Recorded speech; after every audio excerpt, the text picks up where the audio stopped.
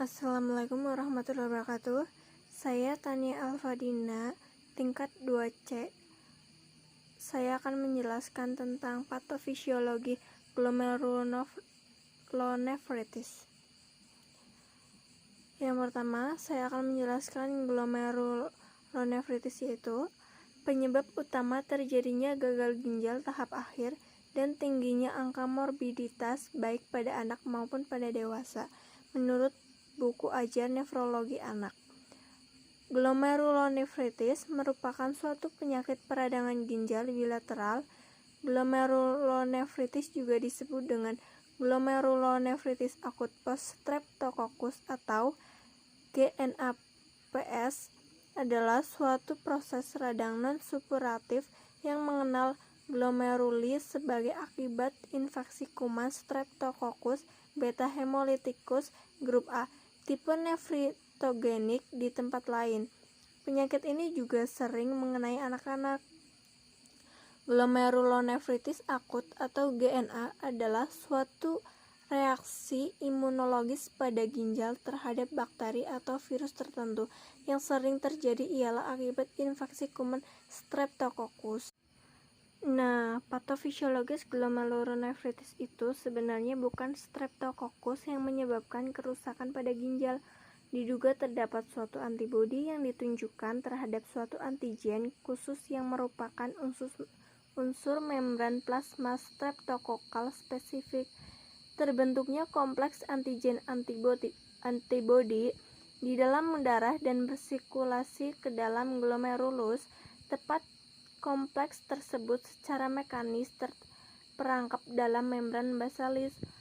Selanjutnya, komplement akan terfiksasi mengakibatkan lesi dan peradangan yang menarik leukosit polimorfonuklear atau PMN dan trombosit menuju tempat lesi. Fagositosis dan pelepasan enzim lisosom juga merusak endotel dan membran basalis glomerulus atau IgBM. Sebagai respon terhadap lesi yang terjadi, timbul proliferasi sel-sel endotel yang diikuti sel-sel mesangium dan selanjutnya sel-sel epitel.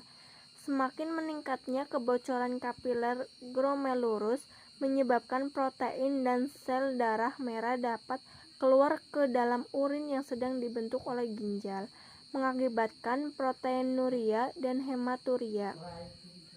Agaknya kompleks komplement antigen antibodi inilah yang terlihat sebagai nodul-nodul subepitel pada mikroskop elektron dan sebagai bentuk granular dan berbunga-bunga pada mikroskop imunofluoresensi.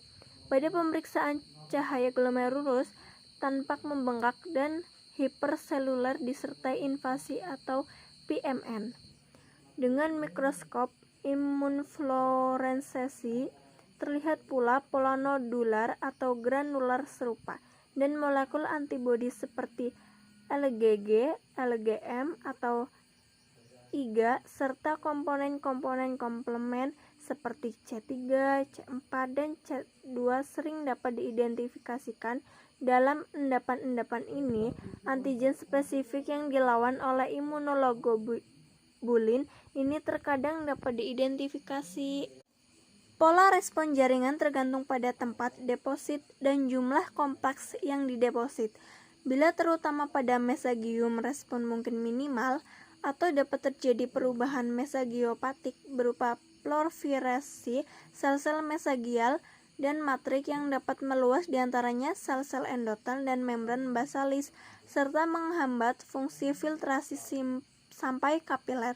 Jika kompleks terutama terletak subendotel atau subepitel, maka respon cenderung berupa glomerulonefritis difusa, seringkali dengan pembentukan sabit epitel.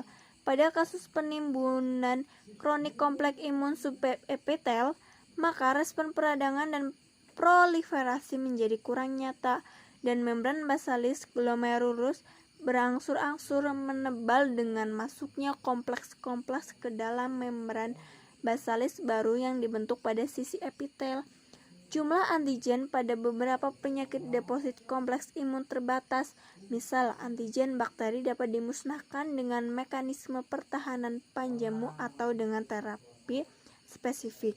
Pada keadaan demikian, deposit kompleks imun dalam glomerulus terdapat dan kerusakan dapat ringan dan berlangsung singkat, seperti pada glomerulonefritis akut plus streptococcus. Sekian penjelasan